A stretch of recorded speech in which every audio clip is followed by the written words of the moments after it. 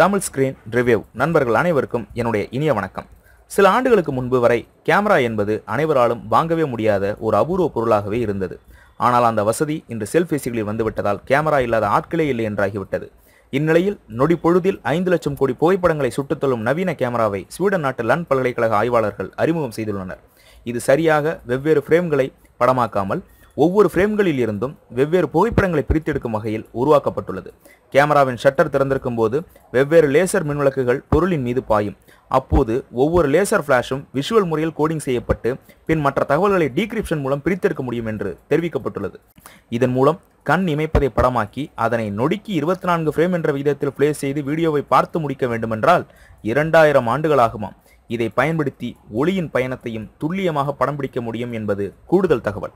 மேலும் இது போன்ற பல்வேறு செய்திகளை நீங்கள் தெரிந்து கொள்ள நம்முடைய தமிழ் ஸ்கிரீன் ரிவ்யூ யூடியூப் சேனலை சப்ஸ்கிரைப் செய்யுங்கள். இந்த காணொளி காட்சி பதிவானது உங்களுக்கு பிடித்திருந்தால் உங்கள் நண்பர்களிடமும் பகிர்ந்து கொள்ளுங்கள். நன்றி, வணக்கம்.